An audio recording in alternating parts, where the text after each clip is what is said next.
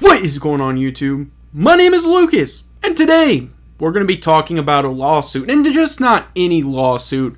It's a lawsuit that is actually going on within the drone sector as we speak. That is going to be Valqari versus Dronedek. And I think as we go into this video, it is going to all make sense. And that's exactly what I'm here to do, ladies and gentlemen. As you guys know, I say in every one of my videos, I'm here to provide the content. I'm here to entertain. And that's exactly what I'm here to do. So we're going to read a headline really quick. It says, Mailbox drone manufacturer invites copyright infringement lawsuit by stealing product photographs from competitor. And I think as we dive in, you will completely understand. And that's exactly what I'm going to do, is dive in and provide exactly what is being out there. So if you're interested in this lawsuit, if you're interested in Valqari, and if you're interested in Dronedek, I suggest you stay tuned right after this.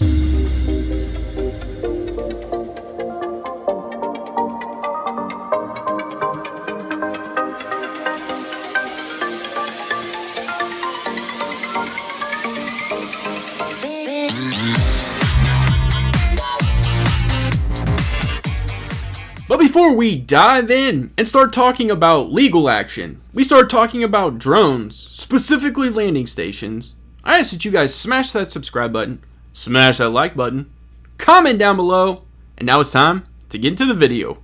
Let's go.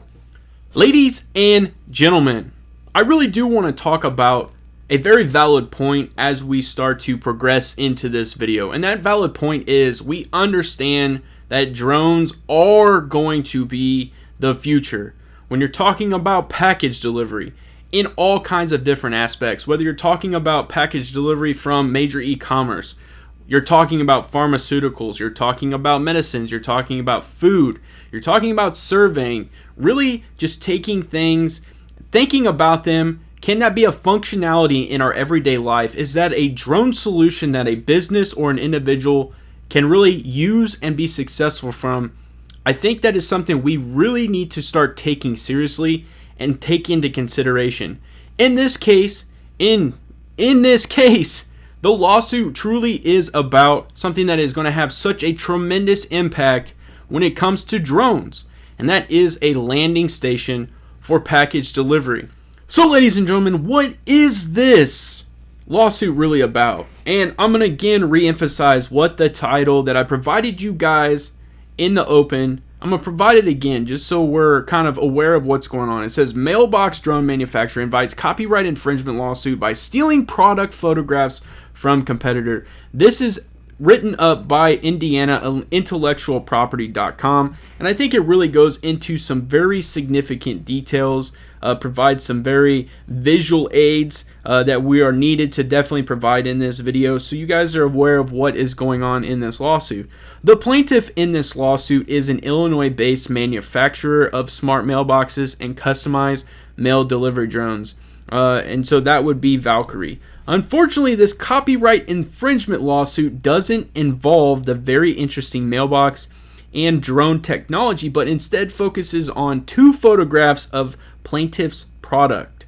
The defendants, a competing drone mailbox company from Indianapolis, which is Dronedek, allegedly copied the product photographs, make slight modifications to remove plaintiff's identifiers, and include the altered photographs in its own presentation materials, including at a major industry trade show. As you guys can see below, there are the two pictures. Reviewing the images included in the complaint, it certainly seems like these are fairly blatant and slightly ridiculous instances of copyright infringement. The complaint also alleges several other claims based on the defendant's alleged attempts to unfairly advance and promote the commercial identity, status, and reputation of the defendant companies, to solicit the sale of their products and services to customers and potential customers, and to solicit potential investors and partners in competition with the plaintiff. So a very well descriptive visual aid right there on exactly what this lawsuit really entails and is about. So I'm going to dive in and really provide you a tremendous article that was written by the Peoria magazine And this is absolutely incredible. It is a write-up on Valqari. Really goes into detail about their box. And I think that's what's significant in this. So let's dive in and just start going at it. So really a significant piece is the fact that they are talking so early on in this phase. It says, so much of our lives have improved thanks to recent innovations in technology. Simple, mundane devices and appliances have suddenly become smart. Our TVs, doorbells, thermostats, refrigerators send notifications to our smartphones to allow us to change settings from anywhere in the world. I think that's amazing. In the age of e-commerce and emerging drone delivery technology, two young inventors from Chicagoland and their startup Valqari decided it was time to modernize the mailbox for the 21st century. They partnered with East Peoria, Illinois, and Tegris Engineering to help bring their smart drone delivery mailbox to life. And I think that is really, if you just set aside what is currently going on, that is just impactful in the drone sector in itself, is the fact that they came together, these two gentlemen, which we'll talk about, and they decided to reconfigure something that has been, just something in a consistent basis, the mailbox, for a long period of time. And I think we should just accept, and really embrace what happened there. Entering the age of drone delivery, e-commerce has transformed the retail experience. In 2017, the e-commerce market totaled $2.3 trillion in sales globally. Traditional retailers have gone bankrupt at unprecedented rates, as more and more consumers prefer the convenience of shopping from their computer or mobile device, especially since the relatively affordable or even free to get quick delivery. I think that is also another significant piece and really a push to why we're heading in the direction we're heading. Now, this article was written back in August of 2018, and I think that's significant. So we're going to start diving in and talking a little bit more about the box and the landing pad itself. So the RCVR pad is Valqari's solution to the risk associated with drone delivery, a platform which can rest in a window or standalone mailbox allows drones to land and release packages into secured and lockable device, preventing theft or damage to the items delivered. I think right there is the start of just something special. You guys will see in this video multiple pictures of exactly what I'm talking about, and you'll see a setting that is exactly that, Valqari related. So we're going to continue talking about the RCVR pad. Yet again, another picture. The RCVR pad communicates wirelessly with delivery drones only when both devices verify each other through sophisticated encryption. Will the RCVR pad's trapdoor open, allowing the delivery to be made. So what is bringing this to life, the RCVR pad to life? Valqari refers to the mailbox as the RCVR pad. You will hear a lot of people refer to it as a receptacle and even truly a mailbox, which stands for Remote Communicating Vault Receiver, and that's what RCVR stands for. Personal Automated Delivery. They knew that building a mailbox this sophisticated would take a top engineering firm, one that specialized in mechanical, electrical, and software system integration. They interviewed several of the best firms in Chicago, but ultimately decided to partner with East Peoria's Tegris Engineering despite the 5-hour round trip to regular meetings. Valqari chose Tegris for their versatile engineering capabilities across a wide range of industries, including aerospace, agriculture, med, tech, and mining. Some of the things that I listed early on. Their ability to deliver prototypes and finished goods as an outcome of differentiating factor as requested. Tegris designed the device to replace traditional mailboxes. It meets U.S. postal standards and also has the ability to securely store a majority of packages ordered by consumers online. I think this is a very tremendous article, yet again, that was written by the Peoria magazine, and this really solidifies a early foundation for the creation of this receptacle that Valqari has created. So ladies and gentlemen, you're probably like, well, Lucas, what does any of this have to really do with the lawsuit? Well, I'm here to tell you, and that's what we're going to start diving into. And that is going to be patents and when they were actually filed and issued. So as you guys can see, what we're looking at currently is going to be a patent that was applied for by Valqari. It was published number, and as you guys can see right there, it is US 2015-0183-528A1. The publication date was July 2nd, 2015. So as you guys can see, once this gets into a little bit more detail, It says the landing pad for unmanned aerial vehicle delivery. The applicants were Ryan and Alex, both, obviously major pieces of Valqari. Ryan, currently the CEO. It says inventors were Ryan and Alex. Again, two major pieces that work at Valqari currently. Again, Ryan is the CEO. And so as you guys can see, this was filed on December 31st, 2014. And this thing really goes into detail.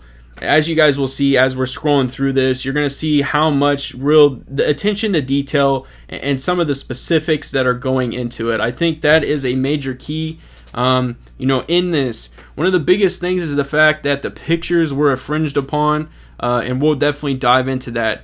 But now what we're going to do is talk about Dronedek's patent. So yes, ladies and gentlemen, we're going to dive into Dronedek's patent, and as you guys will see immediately, the patent number US 9840340B2.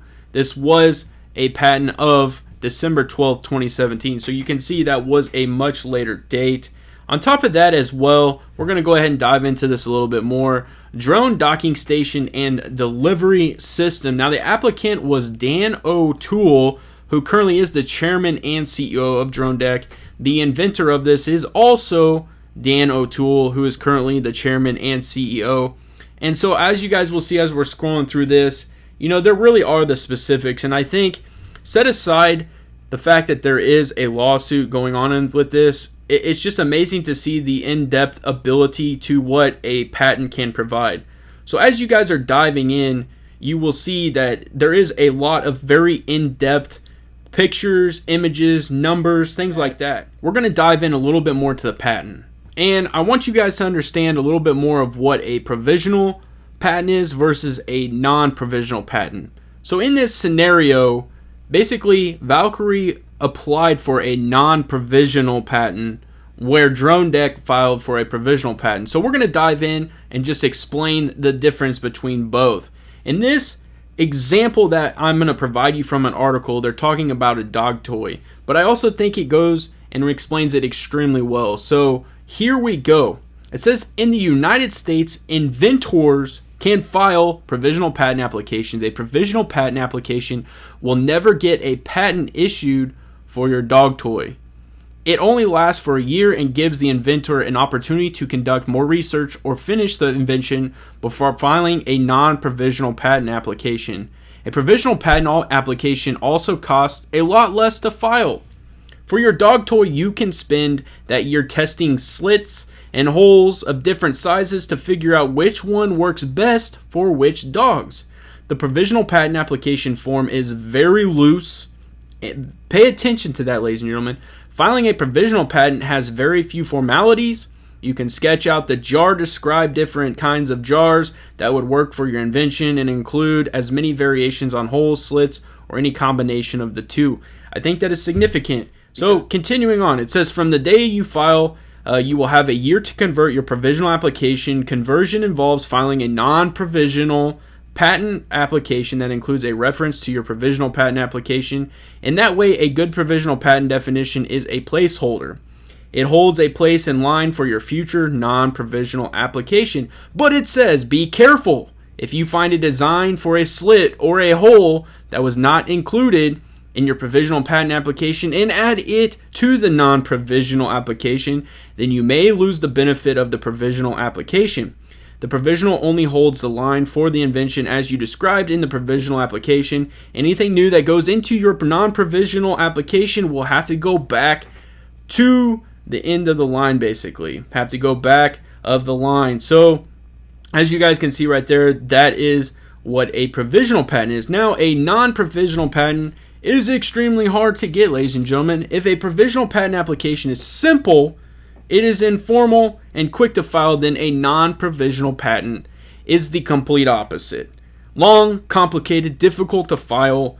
The non-provisional application form is very long. It contains many parts, and the parts have many rules. A good non-provisional patent definition is a formal basically way. It is long, has many parts, lots of fussy rules, and you will get in trouble if you break just one. I think that is also an important detail. Unlike the formal dinner, all non-provisional applications is worth the hassle Unlike a provisional patent application, a non-provisional patent can issue into an enforceable claim. Your dog toy, which is the example we're talking about, with a specific pattern of slits and holes and only protected once, your non-provisional patent is issued by the United States Patent and Trademark Office, USPTO. Then if anyone makes a toy with the same pattern, they are infringing upon your patent. So I really wanted to explain this to you. I really wanted to provide you very descriptive and visual aids. In this case, it used a dog toy, but what we're truly referring to is the drone sector, narrowing it down even further, and that is the drone delivery station / mailbox / receptacle. I appreciate you guys swinging by and checking out this video on Valqari versus Dronedek in a lawsuit. I really think this is a significant piece moving forward, like I stated, especially in the drone sector. This is a very competitive field, especially with it coming up, and drones going to have a very significant role in our future. I do want to remind you guys, I'm not a financial advisor, and anything I say in this video is for pure entertainment purposes only, and that's exactly what I'm here to do, is entertain. You guys know how I do it. If you like this video, smash that like button. It helps out tremendously. And if you enjoy the content, because I'm going to keep the content flowing, subscribe to my YouTube channel. And as always, have a good day.